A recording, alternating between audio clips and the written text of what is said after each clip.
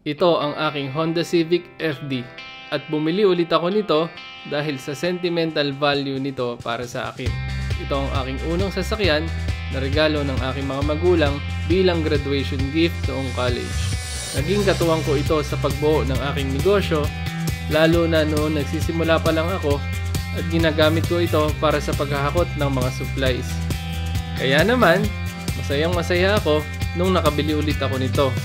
Dahil para sa akin, ito ay simbolo ng swerte at magandang alaala. Hi guys! Welcome to my vlog. Magandang araw sa inyo lahat. At ngayon, pupunta tayo ngayon sa Paint Hub dahil nag-message kanina si Sir Joshua, yung marketing ng Paint Hub, na ready for pickup na raw yung Honda Civic FD natin. Ayun! So, antayin natin si Sir Jonathan.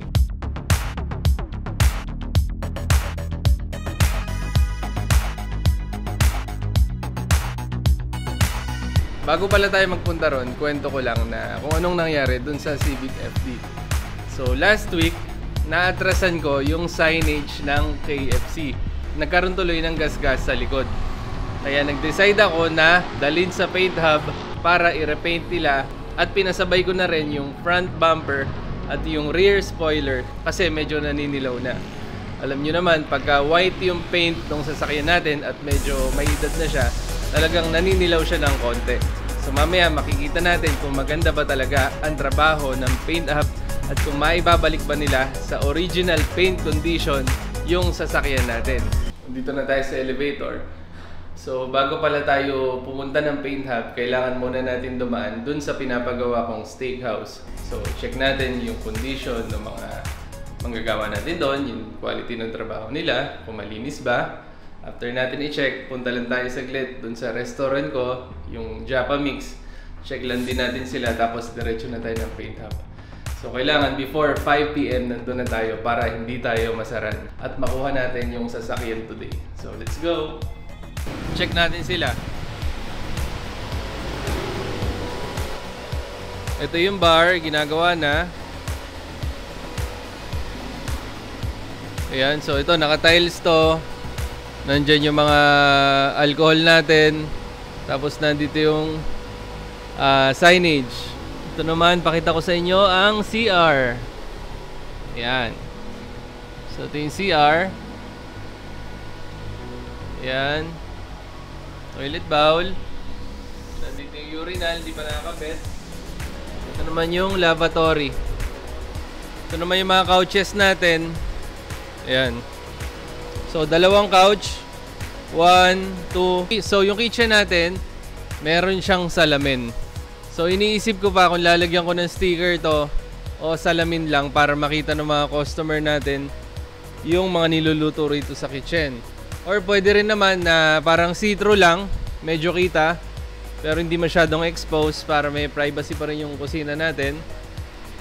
So, nakakabit na exhaust. Ito yung ventilation natin. Ito yung grilling area. Yan, parang dirty kitchen yan. Tapos, meron din tayong malaking ventilation sa taas.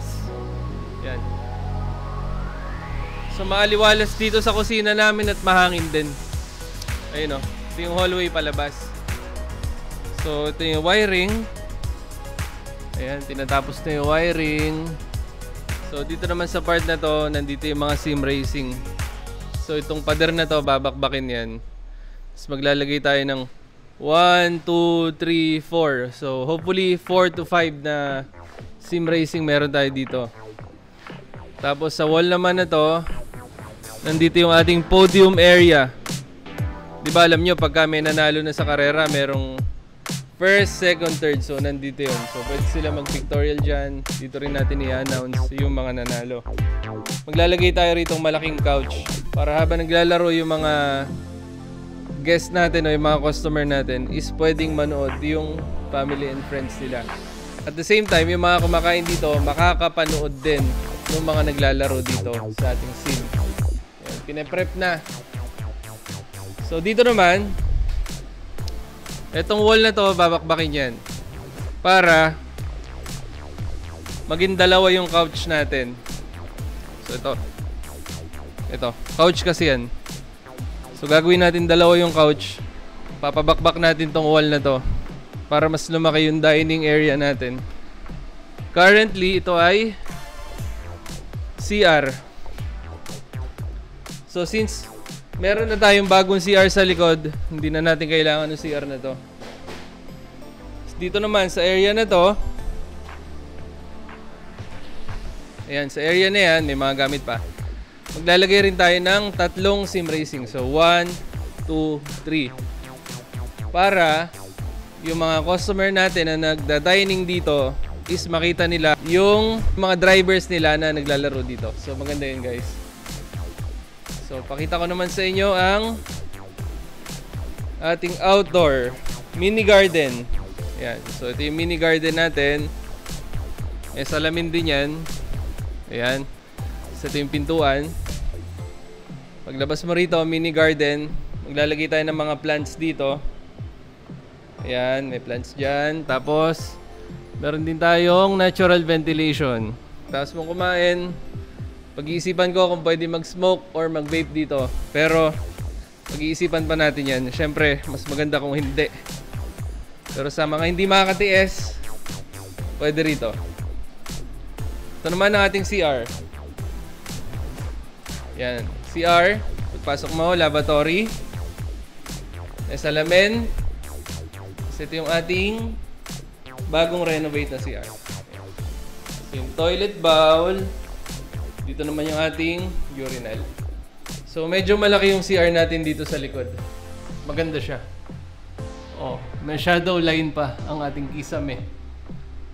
Ganda, di ba? Ito naman yung view mo paglabas.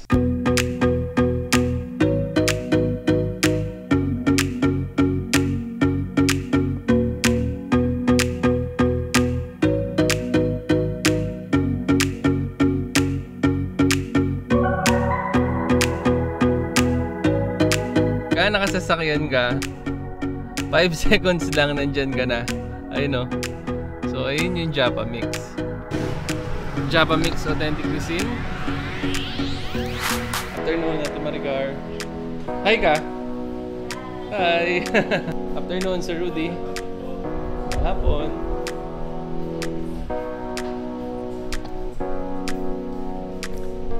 Daan lang tayo na mabilis dito, guys. Check lang natin sila. So, ang ganda ng restaurant to. Very aesthetic. Saan natin yung blinds?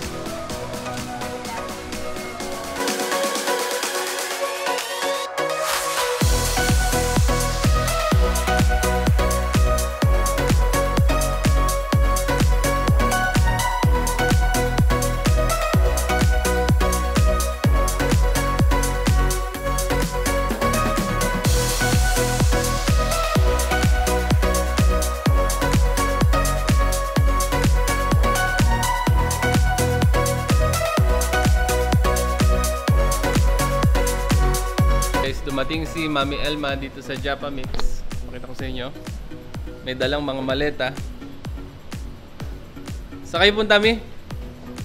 Alam ko pupunta silang Aklan kasama yung mga friends niya. Tapos yung kapatid ko ngayon, yung bunso namin, si Doktora ay nasa Korea. Papunta na tayo ngayon ng Paint Hub. So ang ETA natin ay exactly 5 PM. At 5 PM din ang close ng Paint Hub. So tingnan natin at hopefully umabot tayo para maiuwi natin yung ating Honda Civic FD. So, nandito na tayo sa Paint Hub. Pakita ko sa inyo. Ayan, inopen na ni guard ang gate. Sir, pick up. Guard, Chip! Yes, sir. Okay, thank you, thank you. Ayan, bait ni guard, oh. So nandito na tayo sa facility ng Paint Hub. Doon kuya, doon. Yung ayun, doon, yung entrance doon, ayun.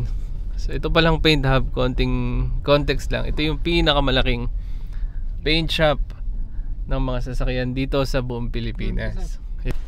At nakikita ko na ang aking Honda Civic. Ayan oh. Kita ko na oh. Ayun. Antay na si Sir Jonathan na lumabas. Sir Jonathan, halika! Halika rito! So ayun guys. So nandito tayo ngayon sa facility ng Paint Hub at ipapakilala ko sa inyo ang Operations Manager ng Paint Hub. Hi, Sir Jonathan. Hello po. Front bumper. Okay. And then rear bumper, sir.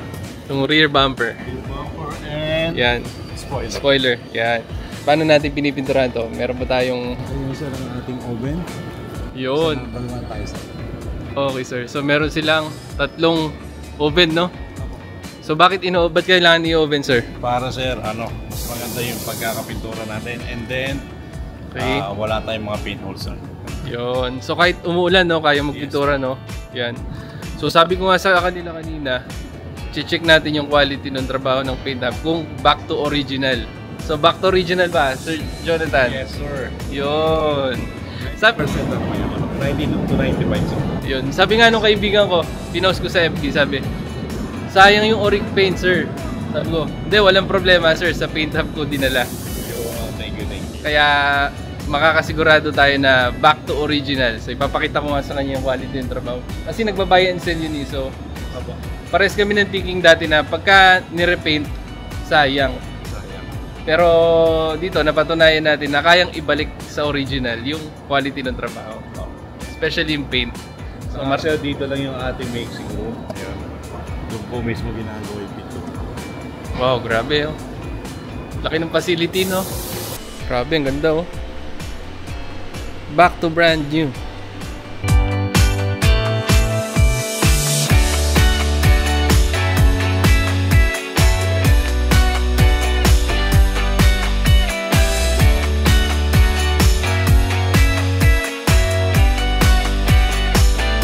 So yung kung sinasabi ko kanina, ito nga yung pinapinturahan ko. Yung front bumper. So medyo madilaw na kasi nung binili ko to, kaya pinapinturahan natin. So sinabay na natin yung front bumper. Actually, ang may gas-gas dyan, etong rear bumper, ito. Nandito yung dating gas-gas. Natrasan ko yung signage ng KFC. So pinarepaint natin yan. Pinarepaint din natin tong spoiler. Ayun o, pantay na yung kulay. At yung front bumper. Ito. So yun yung mga pinarepaint natin. So back to original na siya. Ito rin. So dito parang may lumabas na rin na parang yung lata lumabas na. Pinakulayan na rin natin to. So wala na siyang gas-gas ngayon.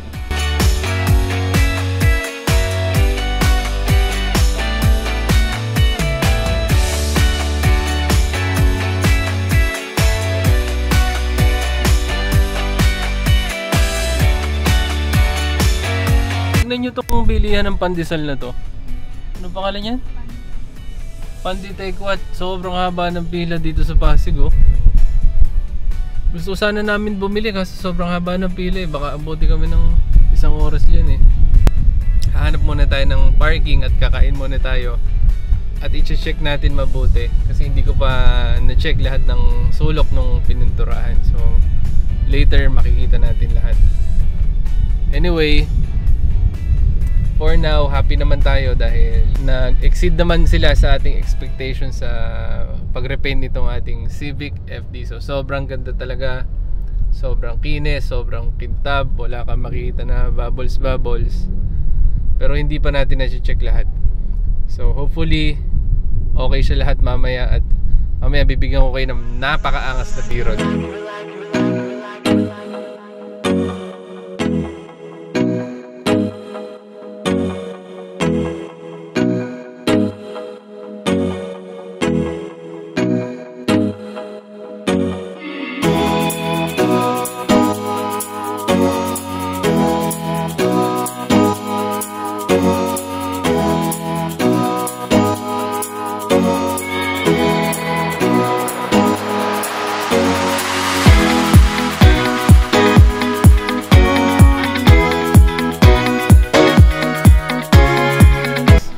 Kakatapos lang namin i-check ni Tina yung Honda Civic FD.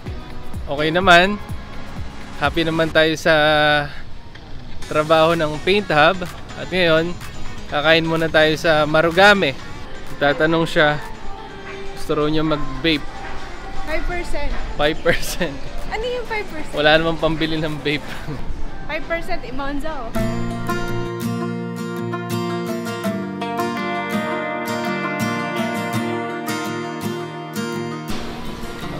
favorite. O tayo ng cheese sausage. Ito rin. It's not a cute look getting kicked out of the bar when you're no longer Ilang ganito, Tina? Dalawa lang? still acting like a child, feeling Tsaka, like nobody o tayo gets nito. it. I always start these fights, don't hate Ano, my salmon? guts right now, 'cause I'm still figuring. Ang in-order namin ay isang beef on tama bukake, salmon, ano ba to? Cheese hotdog, karage, pati dalawang crab stick. Ayan. So, kain na kami guys. Baby, you're the bright side when there's no God in the sunshine. You're always At ayun guys, papunta na tayo ngayon sa Monza. At maglalaro tayo ngayon ng isa lang, sa spa. So, tignan natin kung ano yung lap time natin later.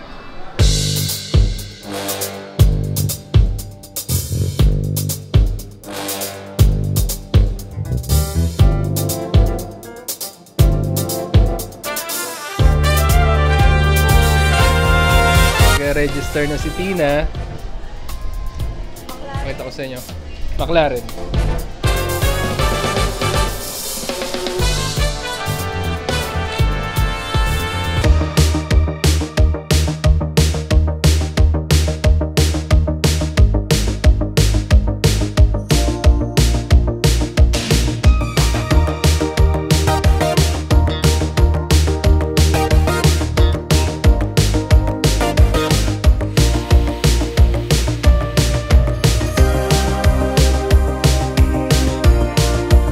Ayun guys, sinantay lang natin si Tina dahil nagre-register siya. So sa Monza tayo maglalaro. So Monza, Italy. Tignan natin kung ano yung magiging lap time natin. So walang practice. So bibidyoan ako ni Tina. Maglalaro tayo sa Monza, Italy. Here at Monza Resto Bar. So, hindi, yun pa rin yun. Dati pa rin yan. So, titignan natin kung ano yung magiging lap time natin.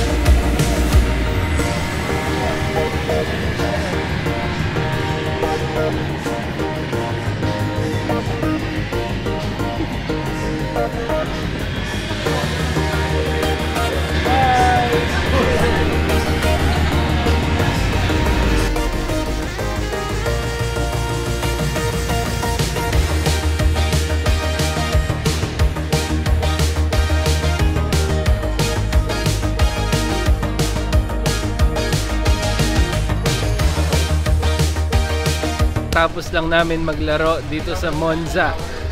Ang naging oras natin is 1 minute and 28 seconds. Ngayon, kanina, nung tinignan ko yung leaderboard, ang pinakamatuli nila sa record is 1:23. So, mas mabagal tayo ng 5 seconds sa pinakamatulin dito sa naglaro sa Monza. Pero okay lang yun dahil wala naman tayong practice. At ilang buwan din tayong hindi naglaro.